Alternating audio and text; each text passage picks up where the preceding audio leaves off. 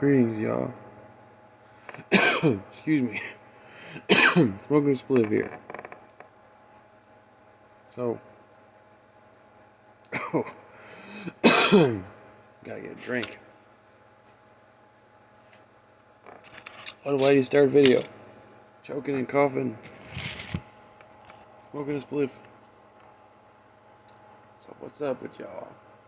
I can't wait till I get 50 subs so I can go live and actually say what's up with y'all and actually hear a response and interact with people live. They're gonna have a heyday when I start doing that. They'll probably keep me at 50 subs and then drop me to 49 so I can't live stream anymore. You see what I'm saying? Because once I get... See, I'm holding off on the affidavits to arrest certain individuals like I used to do, right? Because I'm going to do that all over again. I'm going to do it better. And I'm going to file affidavits in the courthouse at the same time and film it. And file the video affidavit simultaneously. See what I'm saying? I'm going to do that, but I'm going to wait till I get up there a little bit. Because if I start doing it now, I'm on this channel. Since it's a from scratch channel, I'm starting over basically on this channel. They'll fucking shut me down in a heartbeat. I mean, they already censored the living shit out of me, shadow banned me. On my previous channels, it got to the point where you could literally search my channel and it wouldn't come up. You'd have to look through pages and pages, and you'd have to match my hashtags up, like exactly, and then finally you could find it. But if you just like searched it, you couldn't find it at all. Okay? Same as everybody else that gets censored too, where nobody's getting notified of my posts on my community board. For a while there, at the beginning of this channel, I checked for myself. You couldn't even see the community board, period. Only I could. Okay? And then, like, what was I gonna say? On all my other channels, hell, I forgot what I was gonna say. Oh well. Point is, no point. Just running my mouth. Okay, so this is the beginning. 2 minutes of nonsense. Sorry. This is the beginning. The first episode, I guess. First part. It's not really an episode. First part of the full-on description and everything of my last 5 years and trials and tribulations, because I was married to this woman, and because this woman carried with her an agenda to destroy me, and carried with her a demonic entity, literally, that came with her, ready to pounce as soon as she did the deed that she needed to do for it to pounce. Okay? Which, as in pounce, I mean incarnate my wife, get inside of my wife, okay?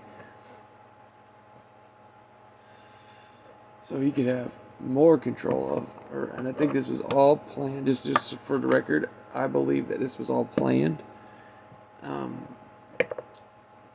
by the following: demonic forces, intelligence assets and agencies, and some sort of connection to either whether it's in the private sector or it's in the government sector or it's a crossbreed of both like there is today. Intelligence gathering, what's the word? Jacket snitches, people who pretend to be you and ain't, or be like you or be in your perspective but aren't. They wear your jacket but they ain't really what they say they are, sex kitten, programmed individual, basically Mkultra style programming, an asset of an intelligence agency. And I did some research and found out that Canada does have what would be the equivalent of the CIA, KGB, Mossad, etc. Okay, and for the record, this is absolute fact. All of the agencies, CIA, KGB, Mossad, etc., okay, they all have been caught red-handed. There's white papers on it, records of it, that they work together, internationally, interchangeably. They spy on one another and they work together. Okay? And the intelligence agencies are like the main apparatus for the Illuminati Dragon system, New World Order system. It's like their main apparatus to accomplish everything from gathering intelligence to killing certain people to programming a nation or programming a township or a county or whatever. Okay. To accept this or that agenda. They're the ones that plan a lot of the things. And I'm talking about the top levels. I'm not talking about entry-level CIA agents. I'm talking about up. Okay. CIA agents in the past and KGB agents, etc., have come out and plainly confessed crimes of the intelligence agencies as subversion, infiltration, inversions, perversions, sly psychological operations, murder, poisoning, all the above wicked acts, mind control, of course, and there was millions of dollars poured into mind control. It was no like fluke thing. They like to pretend like, oh yeah, the CIA tried to do mind control, but it's not real. Like they were just stupid. No. It's real and it's still going on. And MK Ultra never ended. And if it's not real, then why did MK Ultra have like 100 million sub projects? Sub-Project 58 being, I think it's 58. Sub-Project 58 being particularly the creation of the hippie movement through psychedelic rock and roll, which was engineered and started. Many musicians started in the Laurel Canyon, which is a CIA military joint operation, and it's a military base, right? And they did that. They did the Doors there. I think they did Janis Joplin. I'm not sure if that's, maybe it was somebody else, not Janis Joplin. Janis Joplin might have started there, but I'm not sure.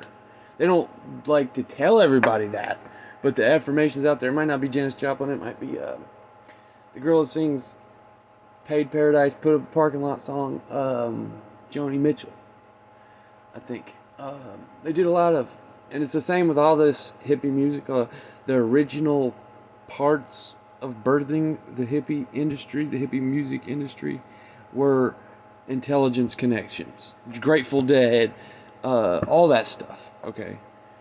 And that's how the LSD and magic mushrooms and DMT and ayahuasca and all these hallucinogenic substances, so-called psychedelics, which are actually psychomimetics and also hyper-suggestogens. Suggestogen is not necessarily a coined real word, but I think the person who originally made that statement about it being called a suggestogen was somebody associated with Jan Irvin. And Jan Irvin is an intelligence asset too, by the way, playing the other side. He's played both sides, actually, very well. But we're not talking about that today. That's just an example. So this hippie culture has pervaded normal life, and the concepts and the principles of this CIA culture engineering have now engulfed everyday people who are not quote-unquote hippies. They believe the things hippies believed and were called crazy for in the 60s, and were called, super left-wingers and stuff, whatever they call them, the people today, even people who are conservative, are affected by that mind control and believe a lot of bullshit that was pumped out through that. It was cultural engineering, and basically the premise is like this: to take over the potentiality. This is one of the reasons to take over the potentiality of the Rastafari rising against the New World Order and collecting brethren and sistren in the process of doing it to stand against the beast system. Right? The hippie movement is a direct answer to the Rastafari culture. It's satanic. It's a satanic inversion, counterattack of what Yahweh, Jah the Most High, would be doing through the Rastafari culture. Okay. And I'm not trying to get off topic. I'm just putting the whole picture together before I start talking about this story with this woman. Okay. I'm putting the preface out. Okay. It's a long preface. Alright. So this hippie movement. Okay. The hippies have dreadlocks. There you go. The hippies smoke cannabis. There you go. The hippies are experimenting with hallucinogenic substances. That's not necessarily on both sides, Rasta and hippie. Okay. Rastafari, truly Rastafari folks, obey the scriptures, and a lot of this psychedelic drug, quote unquote, stuff is akin to something like witchcraft. Okay, I'm not saying that magic mushrooms are evil. I'm just saying that there's more to it than black and white. It's not good and it's not bad. It's not the matter. The matter is something else. It's not. That's not the point. Okay.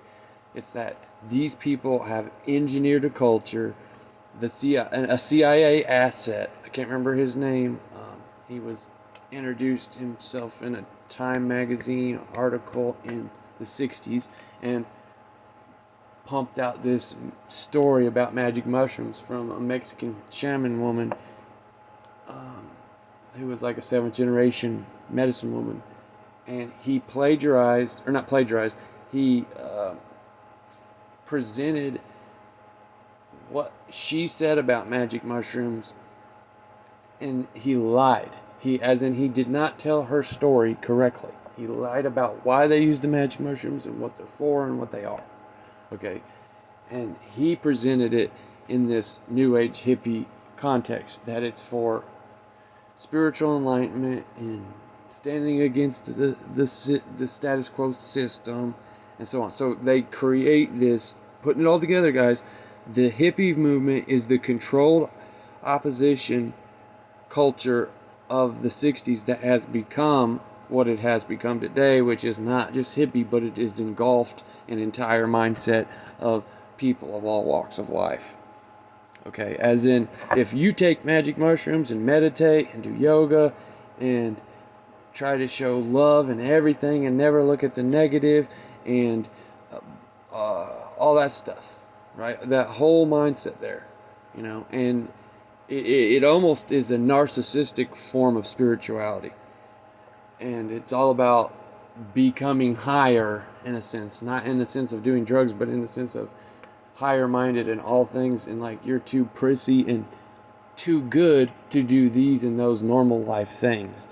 Like, I hope I'm explaining this right, but that is what's happened here. And it's not the actual revolution and rebellion against the beast system. It is coddling to it and helping it, okay? Because it does not discern absolute right from absolute wrong. There is a form of moral relativity that is coupled with this whole thing. So you have this paradox where you have this New World Order system doing all the stuff we know and talk about all the time, right? And it sees Rastafari as a threat. So it brings out something that the youth and the people who are dismayed at the normal culture, it brings that into question, but it distracts from Rastafari so that the normal people are not seeing Rastafari as what it is, and that it's biblical, and that we're still saying to keep the scriptures, but we're not Republicans and we're not Democrats. We're saying that the road is straight and narrow and that there's a balance to everything in life.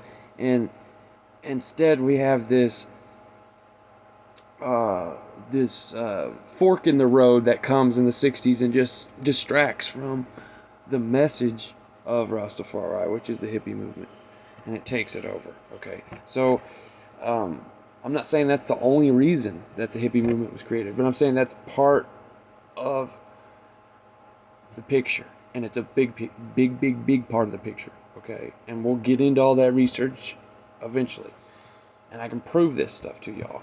But the other thing is, the hippie movement was to create here's the other part of it, is to demoralize, to hypersexualize, to destroy the nuclear family unit by this love everybody mentality kind of thing, like this free love kind of, and that's where we're at today, where we got lots and lots of people openly and admittedly participating and consenting to, among the groups that do so, in polyamorous relationships.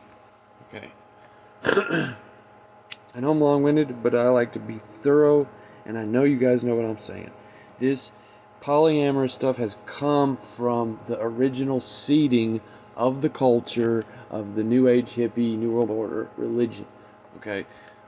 Which is not a rebellion against the New World Order. It is part and parcel to going along with it, okay? So, and there is a Jesus of this fake religion, of this fake spirituality, a type of Jesus that they accept, and it is not the Yeshua Messiah, Yahushua HaMashiach, Jesus Christos, Jesus Christ, of the true Ethiopic original scriptures and the Holy Bible. It is not the same Jesus Christ, okay? And it's all going to come full circle eventually here at this point.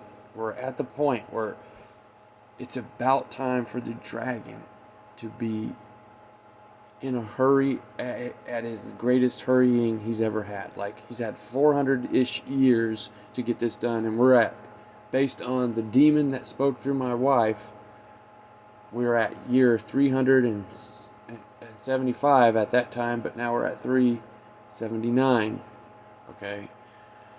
So 20 years, and it'll be 400 years exactly, according to that demon's testimony. Because if it had been walking the earth for 375 years, okay,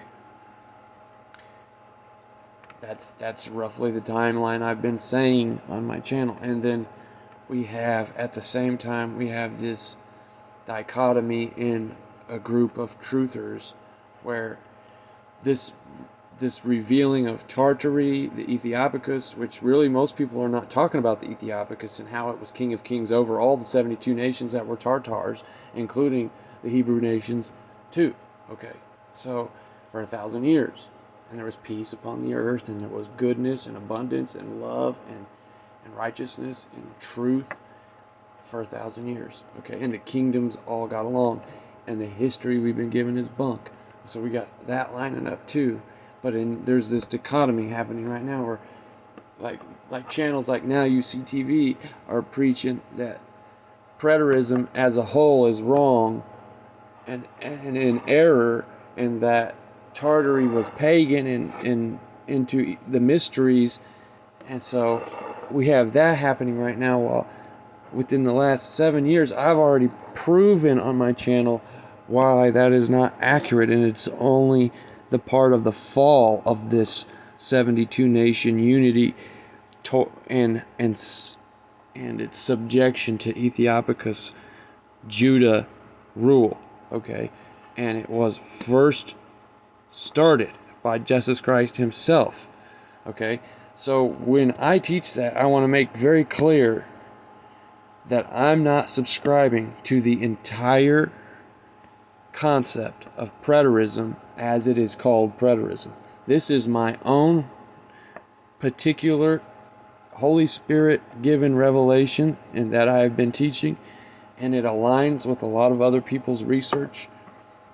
I'm not saying I have the exclusive understanding of timing and history, and I'm not saying I couldn't be wrong, because I could be.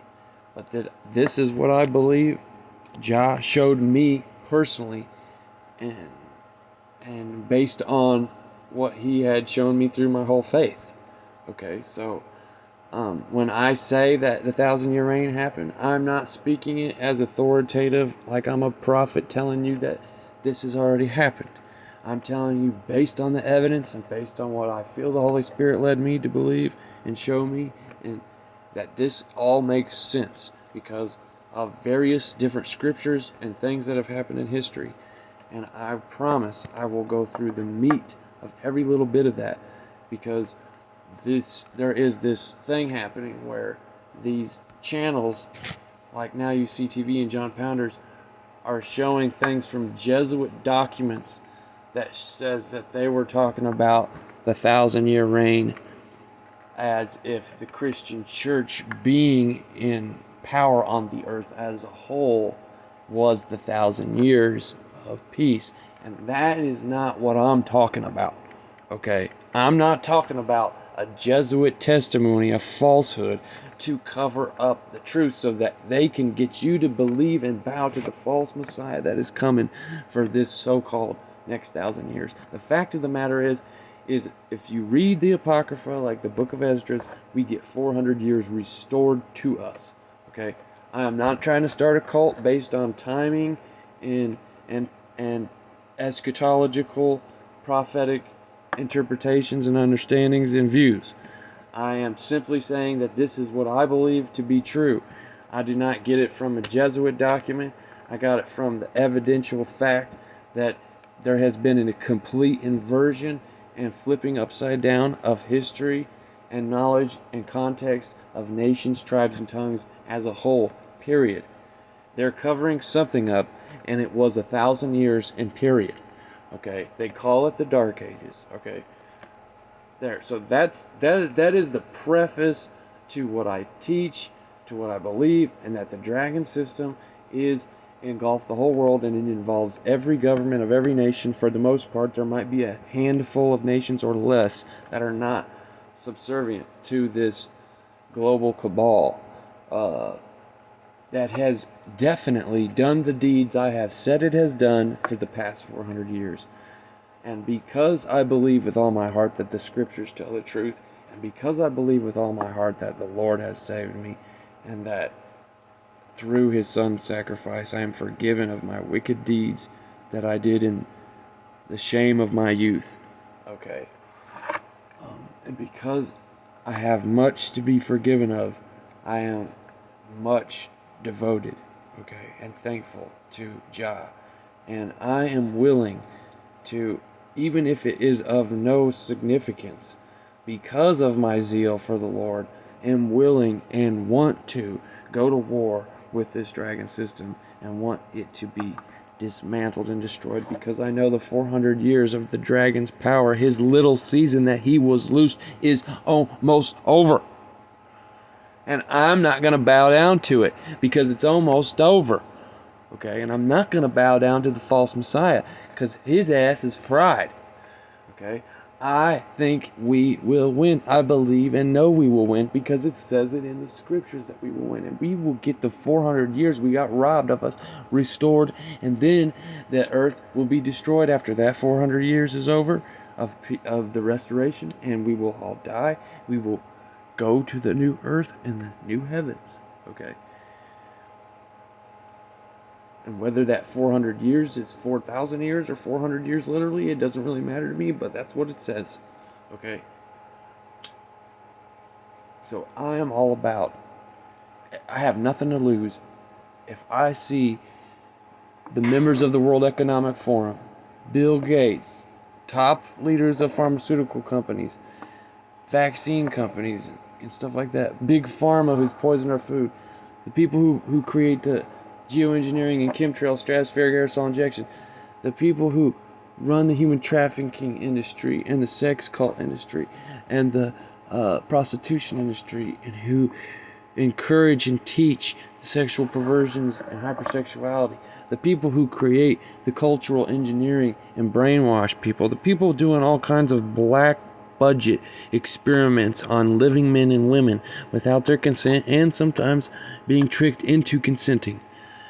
All of the above wicked men of this Rothschild, Rockefeller, Jesuit, State of Israel, CIA, KGB, Mossad, Vatican, Jesuit, again, I'm going to say that again, Vatican, Jesuit boys, Kabbalah practicing, I'm not saying all people who practice Kabbalah, I'm just saying these boys do, Satan-loving people who love to get with little kids, who love to brainwash people and hypersexualize people and pervert people and make us poorer and poorer and poorer and have all the money in the world. 1%ers, that's what I'm talking about. They need to get locked the fuck up. All their little Nazi buddies, all their little Jesuit buddies, all the little boys and girls playing the game of the devil's work.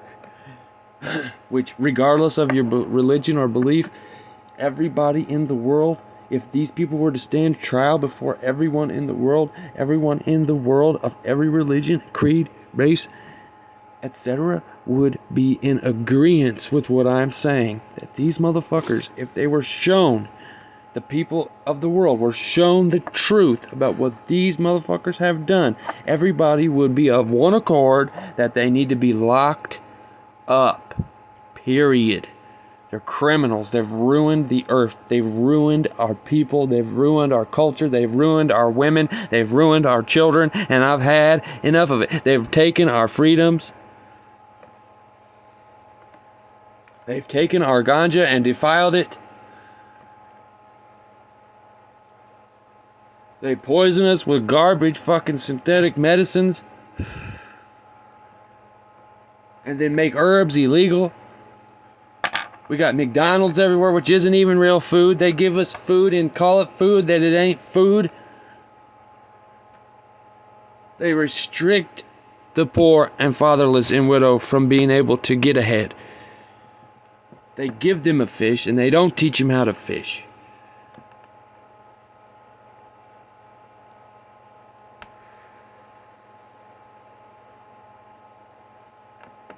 They downpress the poor, fatherless, and widow. They kill those who speak out the truth and expose what is evil. They kill people who come up with free energy devices so that everybody's life could be easier, which is technology for the well springs of mankind, not technology to control, spy, and hurt mankind. They use science to say God doesn't exist, while simultaneously they have their own religion where they worship the enemy of God. These people are criminals, period, and they belong in prison. That is my life. That is what I want to see in my lifetime. That is why I want to live, is so that since nobody else will do it, I will do it. And if I get nothing from it, at least I died trying. Because I want to have children. I'm 39 years old. And I want to live my life in freedom and truth and peace and righteousness. Be able to grow my weed, smoke my ganja, read my Bible, teach my children, raise as many crops and animals as I'd like to on my land, if I ever get my own land. And if they take that away, the right to sovereign, self-sustainable independence, and the right to choose what goes in your body and the difference between right and wrong in your life, that is objectively true and based on subjective opinion. If I don't want to eat pork, I don't have to eat pork. But you ain't going to make me no vegetarian. You ain't going to tell me I can't raise cattle organically, grass-fed, the old school way. You ain't going to tell me that. You ain't going to tell me I can't have a gun. You see what I'm saying? You ain't going to tell me I can't smoke weed, grow weed, and use weed. Period. I'm a living man and I have rights given to me by the Creator that the Constitution backs up. That's who I am. And that's why they sent me this punk-ass woman. When I see this picture right here of her holding a cat, it just melts my heart. Because then I remember every day she was there.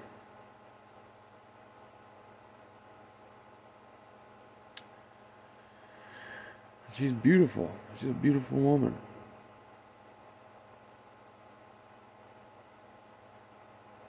But I didn't really know who I was dealing with.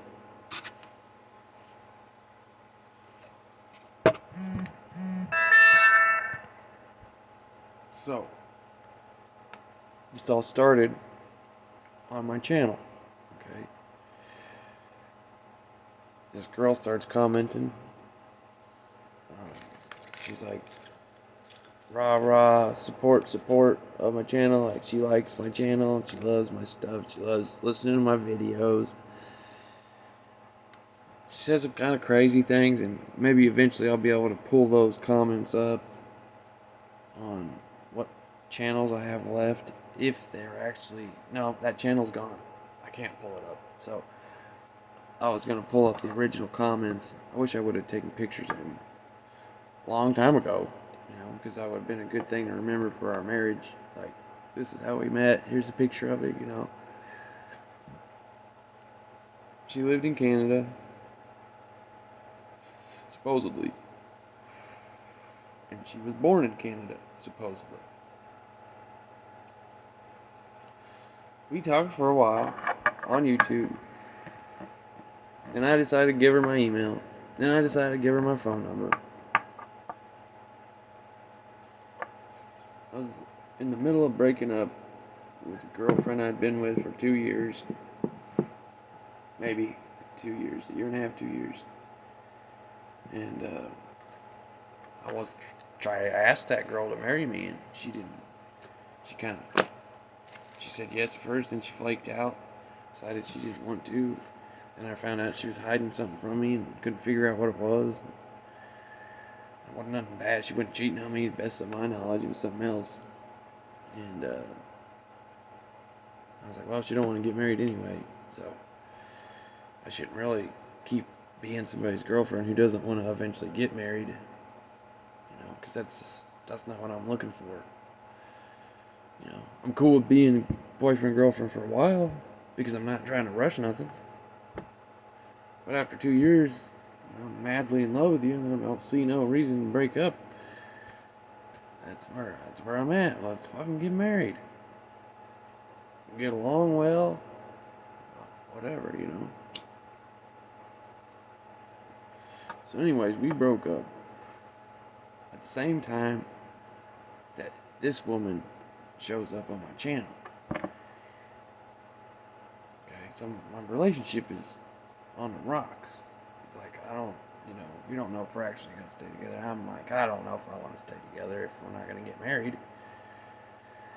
And you can't come over no more because I couldn't keep my hands off you, so I had to break that off.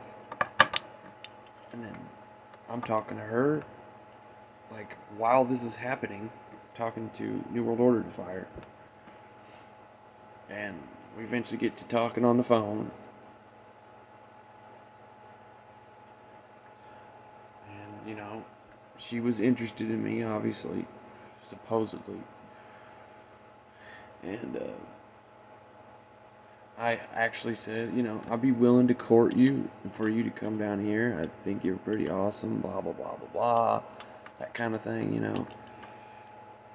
You could stay with me for a little while. We'll see how it goes. But here's the thing. Here's how it's going to be. If we decide to be together, as soon as we have sex, as far as I'm concerned, we're married. And I will not tolerate adultery. I will not tolerate rebellion in my household. I don't want to control everything. I don't care to control everything. But if, within reason, I'm not gonna... You need to be a good woman. You need to be a good woman to me. You know what I mean? Like, if I make a decision about something, I made a decision, you know. And there needs to be times where you're able to make the decision as well. And if I don't know what to do, because I'm a sincere person, if I don't know what to do, if I don't know what's best, I'll say so. And sometimes I'm flighty and I might not pay attention to things I should have been paying attention to, you know. So I need my wife for that too. So it's not a king and peasant, it's king and queen. I explained all this, you know, and I said, if you're gonna have sex with somebody else, you need to tell me first so we can break up. Because I'm not putting up with that shit. You just gotta swear to me that you will never cheat on me, and that if you're going to cheat on me, we break up first. Because that's fine. You go on and do your thing. I don't give a fuck. I mean, I'm gonna be heartbroken, but I would rather that, go ahead and get it over with, than to find out later. Because if I find out later, I'm not going to be a fucking nice person to deal with. If you come tell me first, then I'm going to be crying. But if I find out later, I'm going to be fucking screaming. Okay? I straight up said all that stuff, alright? I said it. I was 100% honest about my physique. I mean, I'm not unattractive by any means. But, I mean, I was honest about everything, y'all. I was like, I'm not the biggest dude in the world, but I'm not the smallest dude in the world. I'm just a normal fucking guy. I didn't try to brag myself up in one way or another. I was just real. Because if you're going to court somebody and you're going to get married, you got to be straight up with them. Okay?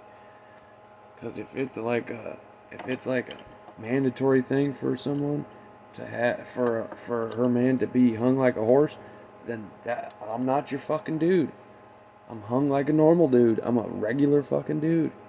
Okay, so if you want that, you better fucking tell me first, because I'll tell you the truth. Okay? I ain't having that shit. It's fucking, the only reason people are even like that, I feel like, is because they've been hypersexualized. Okay? If you hadn't been desensitized, you know, a normal thing will do you. Okay? It's good enough. You gotta know how to use it is half the story anyway. Okay? I'll preface real quick, or not preface, but disclaimer. There will be mature things talked about in these videos. So if you have children around, you need to not let them be around. Okay? This involves a lot to do with sexuality. So, this whole story. Alright? So, get them out of the room, pause the video. I'm sorry I didn't say it at first. But that's what's going to be discussed here. It's not all that's going to be discussed, but it has a lot to do with everything here. Okay. So, she tells me, because, you know, obviously what's going to come up is, you know, how bad were you when you were a bad person? You know what I mean? Like, I confessed everything that I did when I was a non-believer, and how rotten I was, and the worst things I've done, from anything involving sex to fucking, you know, any kind of sin, you know, that I was doing when I was younger. I told her everything. The worst of the worst, okay, the best of the best. Alright? I believe that's important and necessary for marriage. You have to be that real with people. If you're gonna marry somebody, you got to tell them. You don't need to tell them the first day, but if it's building up to where you think this relationship might be worth something, then you need to be like, okay, before this goes any further, you need to know this about me from my past, and what baggage I've had and gotten rid of, and what baggage I still might have, etc. Whatever you gotta say, you know. It might not even be baggage, it just might be old baggage that happened, you know. So, I laid it all out, but she tells me the worst thing she ever did when she was a quote-unquote heathen was have one threesome that she deeply regretted, and did cocaine, I think, the same night. And that was like one time. And she might have done cocaine like one other time, but it wasn't involving anything like that. And I was like, girl, compared to me, you're like a fucking angel. No worries. Like, I'm not tripping on that. Like, I had a threesome with my teacher when I was younger. Okay, with a private art teacher. But it was more than me in the class. Okay, so there was other kids in the class. Right? And it was me, my art teacher, and one of my homies in the class. So, I had been a wild youngin' since I was, 14, 15 years old. And I knew about the New World Order and everything while I was doing all that crazy stuff. Doing drugs, partying, and sleeping around, and dating too many girls. And I was wild. Okay. I'm not the same anymore. I'm not that guy anymore. Okay. So I told her my whole story, but she telling me a bunch of bullshit. She told me she did this one thing, one time. That was a complete fabrication. Okay. 100%. She tried to make herself sound like, because she's in the world. Basically, she ended up doing that once when she was younger, but she's lived a Christian life most of the part, and she's not in anything crazy, or, you know what I'm saying? Like, she made it sound like she was a pure-hearted, wholesome person. Okay. That she didn't desire things like that. Not that there's anything wrong with desiring sex itself. Okay. I'm just saying, like, all this other stuff, this perverted extramarital stuff. Okay. And I'm like, dang. Well, if that's the worst of the worst, you better get your ass down here, because that's pretty cool. I mean, it's hard to find a girl that ain't done a bunch of fucked up shit nowadays. Fuck. It's probably hard to find a dude that ain't either. I mean, at least in my world. I don't know about y'all's, but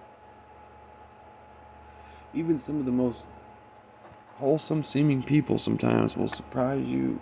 You'll be like, damn, you're into that? Ooh. You're crazy, man.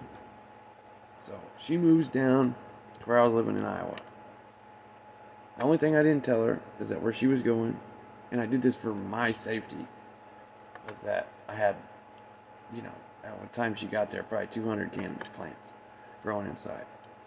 And so, when she got there, I showed her, and I was like, look, are you cool with this? Because, if you're nervous and you don't want to be around this, then, because it's not legal here yet. It's legal where you're at in Canada, but it's not legal here. If you don't want to, risk that, then, you can go home.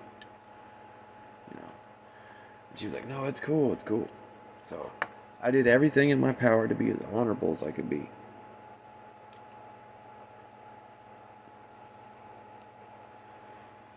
So that's the beginning.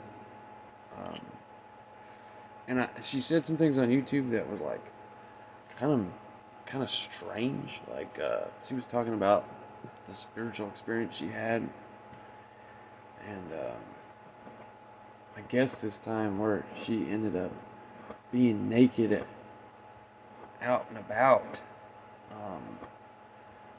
because she lost her fucking mind, is the truth. She painted it as like a spiritual experience, and it may have been spiritual, but I don't know what to say. But she ended up in the hospital in Canada, the same kind of madness she had when she was in Iowa, basically.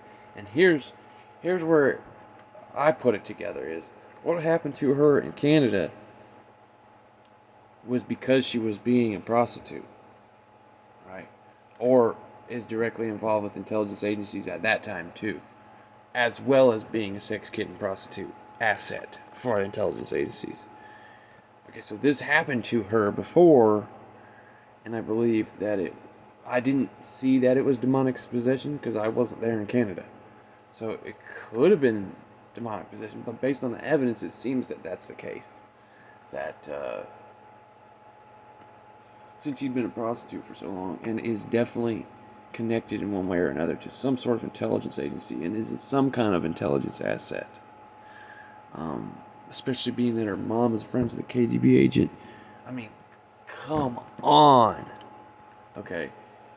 And she told me one time she was approached to do a bunch of pro-Trump work. Like offered a position from a creepy dude, she said, who was like a QAnon guy. And we all know on this channel and other channels that are in this deep level of truth, know that the QAnon thing was a complete and total intelligence operation to begin with. Okay? It doesn't mean real people didn't participate in it, but it was begun, and it is an intelligence operation. It's propaganda. Okay? It's only half the story. Alright? They try to make it seem like they ain't got no pedophiles on the right. Yes, they fucking do. Trump was at Lolita Island. He rode on Lolita Express too. Okay? So, not to get off topic, but she was approached to do that. And she told me herself. Okay? So, my guess is she had a demonic episode in possession in Canada. Right. And then she ended up in the hospital. This is a real crazy story about it. Maybe as a side note, I'll do another video one time where I tell that story. I don't got time to tell it right now. This video's almost over. So when she gets there, actually, I had just like, COVID was getting ready to start happening basically, I think. And when I told her, you know, you should throw away your cell phone before you come, so in case, like, they're like, because she told me she was censored off of Twitter and all kinds of stuff from just making comments, and that she trolled Trump, and I don't really know exactly everything, but she said she got censored a lot. She said, you know, so I told her, if they see us get together and you're really like a warrior against this New World Order shit, then, and you're coming here where I'm growing ganja too, you know, you should probably throw away your phone, you know. And so she threw away her phone, and now, in retrospect, I wish I never said that, because I would have loved to look through that fucking phone. You see what I'm saying? I would have loved to look through that son of a bitch. See, all this prostitution evidence, that just goes way back. As well as getting her contacts, which is a little note on the side here. There is so many contacts of hers. Some of them are business, some of them are this or that, some of them are this or that, right? But there are some contacts that I'm like, there's no way that's anything but some sort of intelligence contact, because it's a fucking code for something else. It's code words all over the place. Okay, so anyways, she throws away her phone before she got on the plane. She gets the plane here. My friend's mom picks her up at the airport in Iowa, okay, and drives her to my house. Okay. The first person she hugged was my roommate, not me. And that was weird. And it's only weird because she brought it up multiple times that it was weird that my homie hugged her first. Like, she specifically brought it up multiple times. And there's this thing where I found on her phone where in her stuff on my phone, and I had bought her her own phone for a while, and then we got poor and I couldn't afford to pay for two phones. But between those, my phone and that phone, there is plenty of evidence when you look through her YouTube history and stuff from her accounts that were before she came here, like I've showed before, that she is like studied in body language and sexual attraction clues and facial expressions and looks, as far as it's like she's like a professional hoe, literally, like where she might be trained in the art of seduction, and or knowing if somebody secretly and quietly wants to get with her, and can tell if that's the case through the look in their eyes, their body posture, and how they talk to you. Okay. So, and we're going to go through some of these pictures now so I can show you, like, I mean, none of these pictures are from Iowa, and I don't know if I have any of those, but in my other phone I might. But this is pictures from Indiana and Kentucky. This cat picture is from Kentucky. So, I'm doing this to illustrate how good the acting actually was, okay? This is in Indiana at a bed and breakfast that before we worked at this bed and breakfast, the owners of it owned something in Indianapolis that was a hostel, okay? And I had no idea at the time, but we stayed at the hostel for a while and worked there too for our stay. We worked for our stay. And I also had another job where I worked for money. And I didn't know at the time, but the hostel was a known sex cult place, like where sex cults would meet there, and or people go there in general to hook up with random strangers. And it's all very shady and creepy, and people will sneak into the hostel. And so she was having sex with the people staying at the hostel, the people sneaking in, the people that I worked for that were staying at the hostel. Like for example, one time,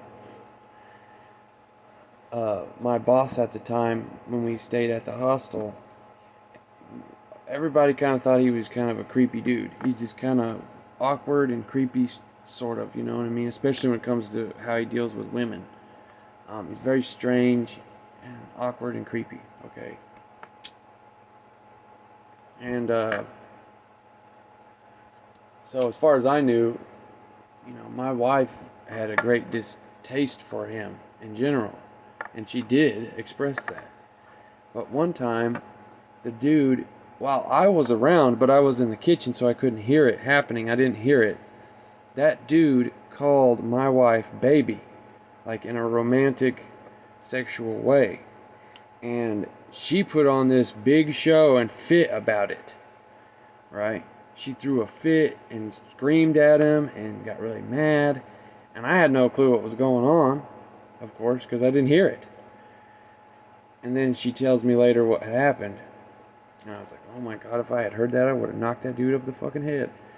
But now knowing what I know, that dude would have never called my woman baby, especially in front of me, had he not fucked her. See what I'm saying? So there are times in this journey where I look back and I think, this dude was my boss, by the way, but I look back and think, how many of these men thought I was okay with this? And how many of these men was it that she told that I don't fuck her enough, and that she needs a bigger dick, or God knows what. You see what I'm saying? Like, who knows? Like, because they'd be like, isn't Ryan gonna be mad if this happens? Like, I don't know the communications that happened. I'm just saying, I'm just speculating. Like, how did these men, none of them, tell me? And I'm working for them, working myself to death for nothing. Like, these people are evil. Okay, so the people that own the hostel, I didn't know this at the time, but they are part of the sex cult stuff, okay? And when they, quote unquote, lifted us out of the hostel, quote unquote, gave us a rate or a better position, right? They moved us into their bed and breakfast.